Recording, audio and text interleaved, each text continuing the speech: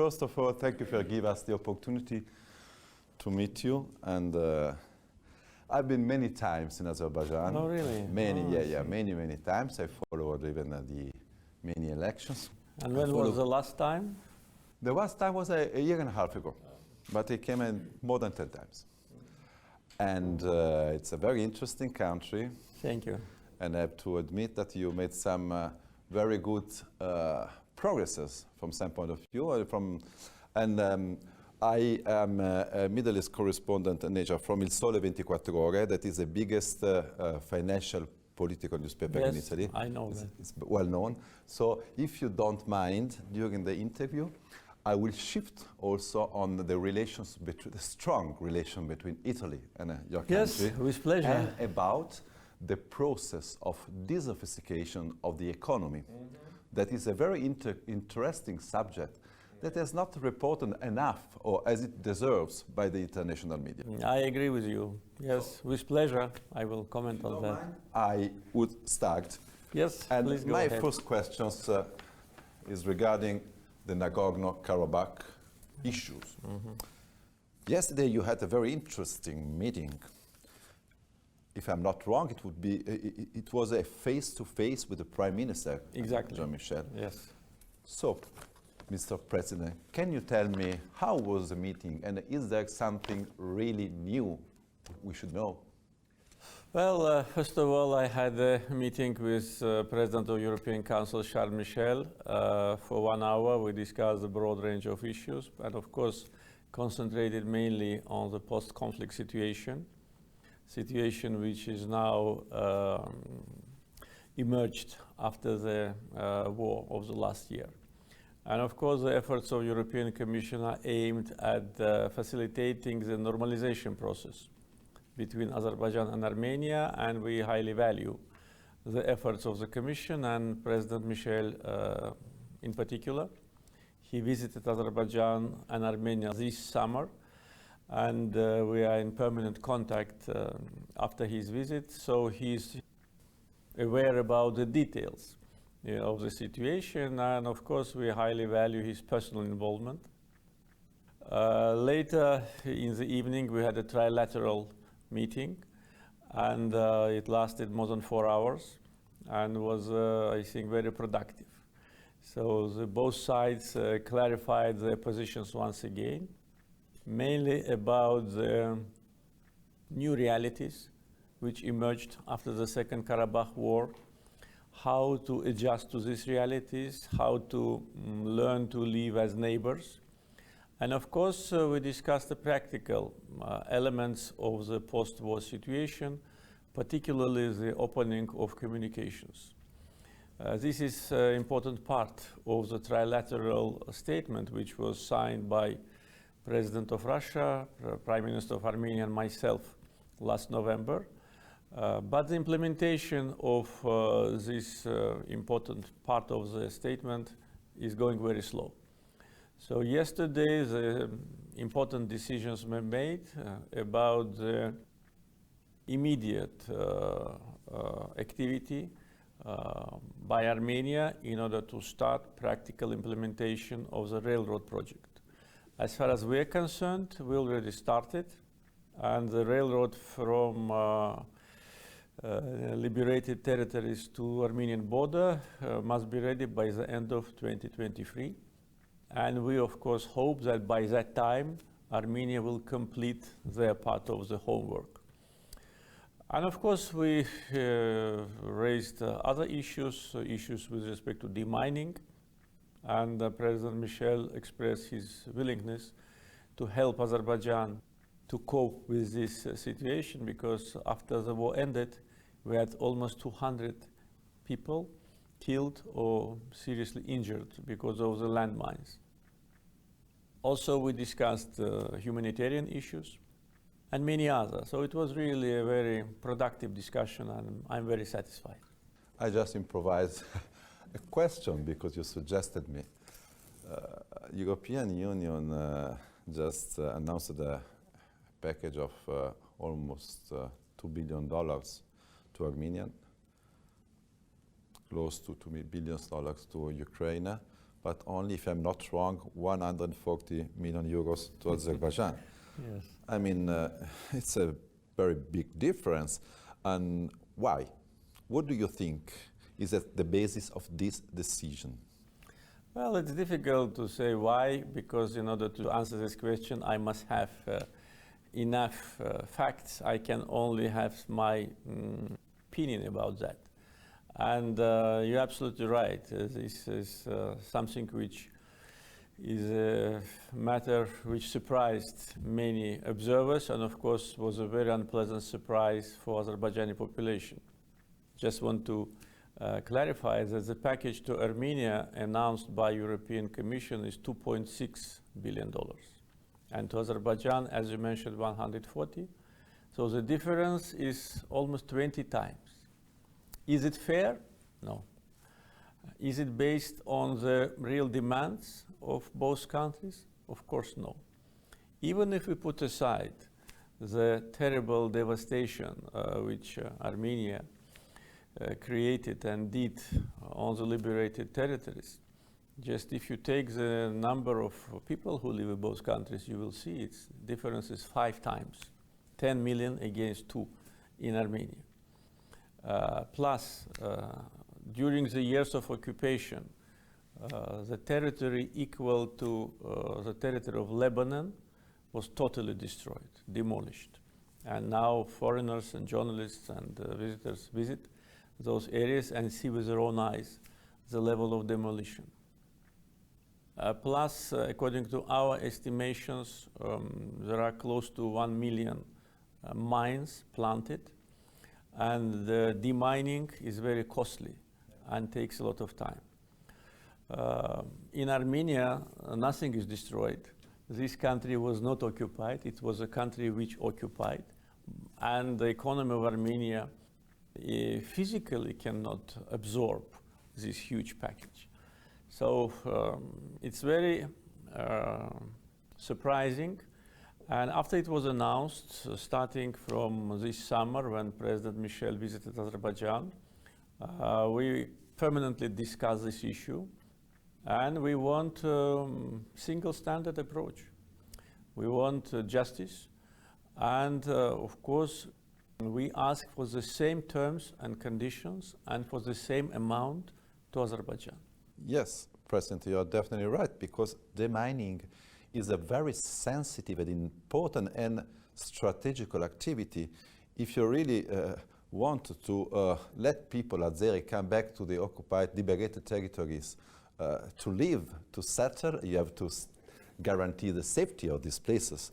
And so I was surprised. But were you not surprised that such a delicate issues of demining a war area has not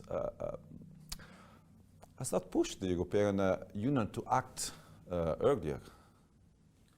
I don't know. I raised many times these issues, and also yesterday during the meeting with President Michel, I even suggested European Commission to look at the opportunity to finance from their funds demining in Azerbaijan. I said, okay, don't give the money to us. Provide financial support to European companies which are involved in demining, and let them come to Azerbaijan and to start this work, because physically it's not possible for Azerbaijan to do it in a short period of time. Plus, it is very costly.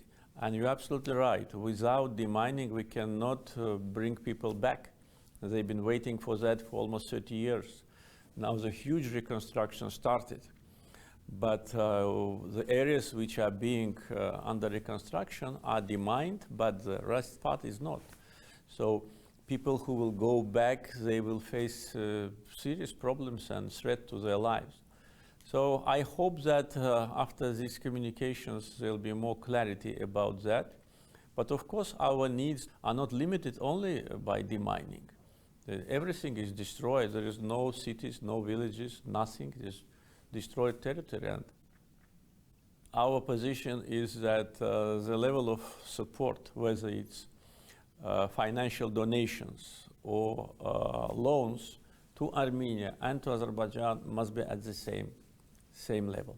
But don't you think that this is my suggestion, that European Union is more prudent because of some reports, according to some reports, there are still some problems of human rights or problem of press freedom in Azerbaijan. Azerbaijan has improved by far since it started. Everybody knows that this process takes time, but maybe this cannot be something that is slowing this No, kind I of don't activity. think so. First of all, because now there are more understanding in European institutions that this perception about problems with human rights and media freedom are exaggerated. Because in Azerbaijan, there is no restrictions on media. We have free internet, no censorship, and we have now more than 80% of Azerbaijani population are internet users. And you cannot restrict media and have free internet. The same with human rights issues. All the human rights are protected, and Azerbaijan is not facing the criticism it faced many years ago, because first, we managed to persuade our European partners that their information mainly was based on wrong scenario, and second, we implemented a large scale of political and economic reforms. And second, if you look to the substance, you will see that in Armenia, the human rights and political freedoms are brutally violated. Just as an example, many representatives of political parties are in prison. There are criminal cases against leaders of main political parties. There is a huge public discontent with respect to repressions in Armenia. And these are all facts which are absolutely clear, but Armenia has a kind of a permanent umbrella. No matter what happens there, it is considered to be a democracy.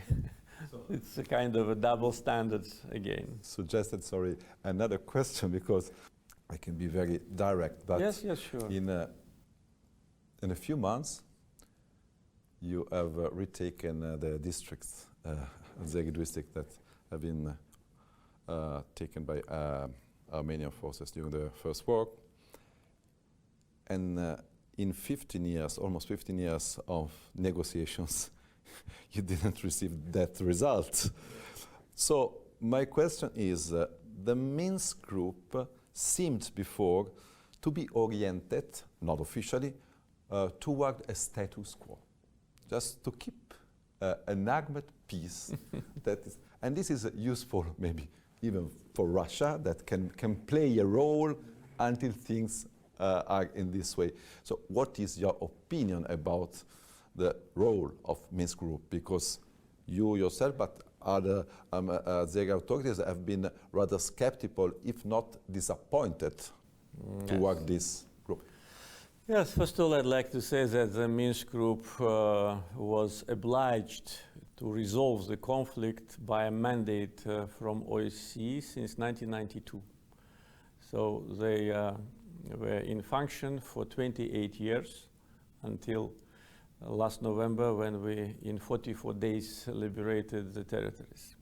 My opinion about the Minsk group activity does not differ from the opinion of the Azerbaijani people.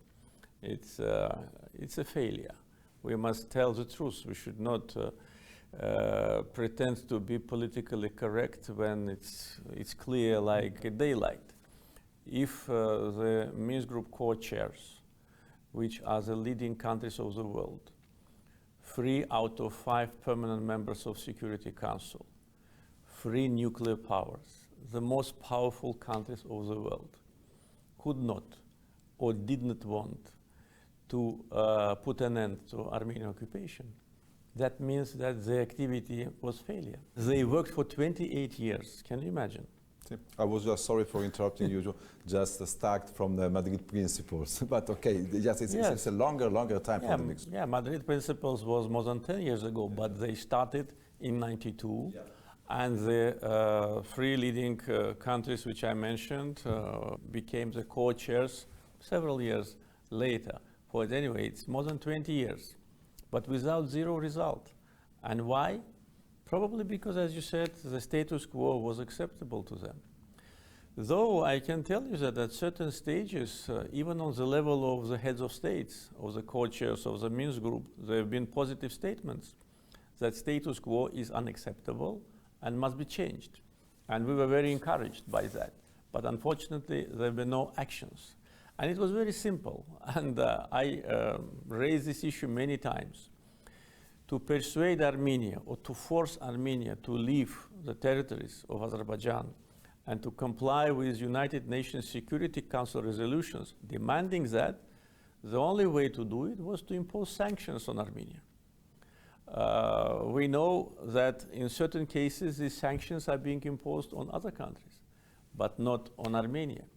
Again, double standards, again, unjust approach. And Azerbaijani people were tired of these permanent visits of this Minsk group troika. Several times a year they were coming and going without any result. And actually their activity was totally paralyzed after 2019 when Armenian Prime Minister declared that Karabakh is Armenia. And that meant that it's end of negotiations. Because if Armenia says that Karabakh is Armenia, what to negotiate about? Another thing is that later Armenian leadership said that Karabakh is an independent country, which was contradictory to the previous statement. But Minsk group did not react. They did not even condemn this statement. And of course, this kind of behavior only encouraged Armenia to strengthen their position on the table and to make occupation endless. That was a target of Armenia, and unfortunately, Minsk group helped them in that. Thank you, President. Let's shift to the region, especially the problem between Europe and Russia. It's not your business, but Azerbaijan could help Europe because European Union fears that a possible Russian invasion of Ukraine could create tensions so high that some project would be delayed, or even that Russia could use the natural gas as a weapon. European Union is desperately looking to diversify its supplying routes. And as a matter of fact, the South Corridor appears to be one of the most interesting channels in the future. You have a lot of gas. With your interesting program to implement the green energies, you will have even more gas to export. You have a line, you can even double the line, and which finish with the TAP, but you can also from Greece go to the Balkans. So, should European Union ask you to help and provide more natural gas, you will be ready to satisfy this request as soon as you can? Well, of course, our gas strategy was very clear and open, and for many years we did a lot in Azerbaijan and working with the partners in order to build this important project, which is considered to be one of the biggest infrastructure projects in 21st century. The Southern Gas Corridor, 3,500 kilometers from Baku to Italy, going under Adriatic Sea, going through the high mountains. It's a very complicated project from technical point of view, and of course very costly.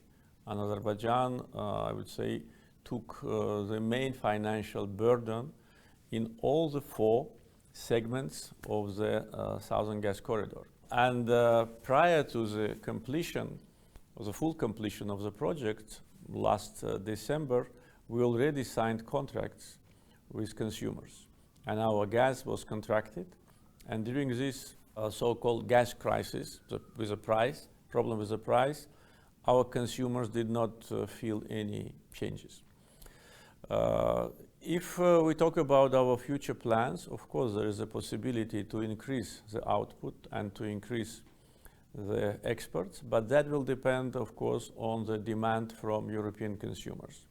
European Commission was assisting us in that process. We regularly convene in Baku the Advisory Council of the Southern Gas Corridor, which is chaired by representatives of European Union and Azerbaijan. And the next session will take place next February, where we address all the issues and plan our future steps. It's a big group of companies, banks, and countries. Now the team is growing because we became already suppliers to Europe. Starting from 1st January, we supplied 7.2 billion cubic meters of gas to Italy, Greece, and Bulgaria. Next year it will be 9. 2023 it will be at least 11. So it's serious increase. But in order to increase the production, we need, of course, to invest. And in order to do that, we need to have contracts with consumers. So the contracts first, investment second, and gas third. This is the stages of the process. But we are ready, as you said, we have huge deposits, brand new modern infrastructure with potential interconnectors to other destinations in Europe. You mentioned Balkans, and also I would add Central Europe. And that will be diversification of supplies for us and diversification for consumers. Yes, and let's suppose that everything is going in the right direction and you will increase by far the production and the export toward Europe. Don't you fear the reaction of Russia? Because Russia is a very important economic partner of yours, is also a massive power in the region, and it's a dead of fact that it exports much more gas than yours, but it could be a symbolic move. Don't you fear the reaction of Russia? No, not at all. First of all, this issue have never been discussed on the high level between leaders of the countries. All our energy projects, starting from oil pipeline to gas pipeline, were completed in a very friendly environment in the region. This is first thing. And second, Russia fully respects our policy, our foreign policy, our energy policy, and we are not rivals. And as I said many times, this issue is sometimes artificially exaggerated. We are in no way competitors to Russia because Russia is supplying hundreds of billions of cubic meters to Europe, and demand for Russian gas is growing. Azerbaijan just started, and as I said, our supply to Europe will be 11 billion in 2023, and it can stay like that if we don't have new contracts and if we don't invest in new production. Therefore, in no way this could play any negative role in our relations with Russia, which are very positive and well balanced. Let's move on the economy. Your country suffers from a certain dependence of energy export, oil and natural gas, essentially. Now, the process of economic diversification, I think, is a priority for you today. Up to now, this process appears to be very slow, to be honest. But how do you intend to accelerate and implement it? What are you aiming for to carry it forward? With respect to the structure of our economy, I think we managed already significantly to reduce the volume of oil and gas in our GDP, which many years ago was absolute majority and now is less than half. So the structure of Azerbaijan's economy became more balanced. But with respect to our exports, of course, more than 90% of our export is oil, natural gas, oil products, and electric energy. For the country, it is an advantage because we managed to enter the markets. We are exporting now oil, natural gas, electric energy, petrochemicals, and oil products, which brings a lot of cash flow to our economy. And the more gas we export, and the growing numbers of gas is obvious, the less is ratio in our export of non-oil products. For gas and oil, we don't need to look for markets. Oil is on the world market, gas already has markets, But for our other products, like agricultural products, we are limited with regional markets. And it's very difficult to enter European market because European market itself is competing the countries between themselves. So our main exports are Turkey, Russia, and some other countries. I would say that this year was very remarkable from that point of view. Our export of non-energy projects grew 45%, and our non-energy related industry grew 20%. So it's really a remarkable result. Still, in the volume of exports, the ratio of non-oil segment is low, but I think it will grow, especially taking into account the new opportunities on the liberated territories and with huge potential of agriculture, tourism, renewable energy, and industry. So we plan reduce dependence on oil and gas in the future. But at the same time, we should understand that oil and gas will play an important role for our economy for many decades ahead. Yes, but let's move to Italy, because Italy is very interested in Azerbaijan. Italy was Azerbaijan's first trading partner. Rome and Baku have got very good relations. In addition to natural gas, Azerbaijan is also a leading supplier, as I told you, of oil. Are there opportunities for Italian companies in the process of Azeri diversifying the economy? For instance, in the you told that maybe you intend to rebuild the liberated areas, so there are a lot of things, projects to do, even on green resources. Definitely. Italy is one of our closest partners, not only on the European continent, but globally. Our relations, I think, now on the very high level. And the indicator to that is the fact that we signed a document on strategic partnership. Italy is one of the 9 member states of EU with whom Azerbaijan signed a strategic partnership document. And there have been high-level visits of the presidents and other officials. And as you said, Italy for us is the main trading partner. And now, after the Trans-Adriatic pipeline is in operation, Azerbaijan become an important supplier to Italy, and the volume of Azerbaijani gas in Italian consumption will grow year after year. At the same time, as a friendly country, Italy was among the first countries which we invited to work on liberated territories. The first was Turkey, the second was Italy. And I can tell you that now there are a lot of projects which Italian companies are implementing there. We invited Italian architects to renovate our historical monuments and mosques in Shusha. And this is a very symbolic gesture because Shusha is a sacred place for us. It's a cultural capital of Azerbaijan. And the religious site is a sacred for everyone. So it's a very high level of trust. And just recently, when I was visiting Shusha, I met Italian representatives who demonstrated me how they're planning to continue. Italian company is now in an active process of the construction of the Victory Museum in Baku. It's another symbolic gesture because you can imagine this historical victory means a lot to us. And we invited Italian company deliberately to demonstrate our partnership and knowing the high level of performance, high level of taste, and friendly relations between us. And I can name you many other construction projects in liberated territories and in the other parts of Azerbaijan where Italian companies are very active. I can tell you that during the visit of President Mattarella to Azerbaijan, we together inaugurated the petrochemical plant which was built by Italian companies. And now the same company is actively working on reconstruction of our refinery. It's a multi-billion project. It's industry, petrochemicals, construction, architecture, renovation, so the broad range of issues.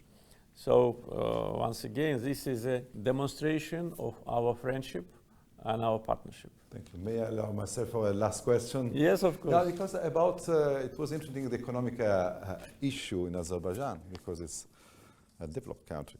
So Azerbaijan occupies a strategic, very important strategic position in the world, in the Asia, and it could become not only an energy hub, but also a sort of a commercial hub, a transportation hub between West and East, from China to Europe.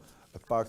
This could be also a way of diversifying the economy, provide there is stability in a region. And then at the same time, it could be helpful for stabilize and reach peace. Can you just tell me something? What do you think? I fully agree with your assessment, and this is actually what we are doing in Azerbaijan for the last, at least actively doing for the last decade, transforming Azerbaijan into Eurasia's transportation hub. It's not an easy task because we do not have access to open seas. We need to have good relations, first of all, with our neighbors, because without having these relations, no country can become a transit country. Therefore, good regional cooperation environment plus investments in transportation infrastructure created this opportunity. But it was not easy because we had to invest a lot. And today, for instance, in Azerbaijan, we have 6 international airports and 3 international airports on the liberated territories. 1 already inaugurated, 2 more to come. We have a diversified railroad system which connects us to all the neighbors. We have modern highways, and by the way, Davos Forum ranked Azerbaijan number 27 with respect to the quality of the roads, and number 11 and 12 with respect to air services and railroad services. So this already is happening. We already became a transitor for goods from Central Asia. China also is transporting its goods to European destination. Plus, another advantage is Azerbaijan is situated on the north-south transportation corridor, which goes from Northern Europe, Russia, Azerbaijan, Iran, and further down to Persian Gulf. And all the construction work, whether it's railroad or highway, on Azerbaijani segment of the north-south have been already completed. And of course, after the Second Karabakh War, there are opportunity to open a new corridor, which is already called everywhere as Zangezur corridor, which goes from Azerbaijan to Armenia, and then to Azerbaijan's Nakhchivan Autonomous Republic, further down to Turkey and Europe, which will be an alternative route for transportation. Plus, we are actively working on creation of the free zone close to Baku in the Alat district, which will be in operation next year. And we hope that this geographic location, already diversified transportation network, will help us to attract investors who would prefer to work there. So transportation sector will become one of the leading after energy sector. And investment in this component, of course, brings a lot of benefits. Plus, I would add the inauguration of the biggest on the Caspian Shore trade seaport, which capacity can go up to 25 million tons, and construction of the shipyard. We already supply ourselves with all kinds of cargoes, tankers, and ferry boats. So this is really a big asset. Plus, as you mentioned, stability in Azerbaijan, reliability, because we never disrupt any contract and violate even a word in any contract, so our partners trust us, and good relations with all our neighbors. Plus, we hope that relations with Armenia also will be normalized, as we discussed yesterday with Prime Minister Pashinyan and President Michel, and then Armenia also will have a chance to become part of the regional transportation network, because now it's deadlocked. It doesn't have railroad connection with Russia, it will have. It doesn't have connection with Iran railroad, it will have through Azerbaijan. And Azerbaijan, through Armenia will go to its autonomous republic, Nakhchivan. It's a win-win situation. I think understanding of this golden opportunity is really must come in Armenia so that they behave in a more, to say, active way and do not hesitate to engage with us in these future plans. Thank you so much, Mr. President. Thank you.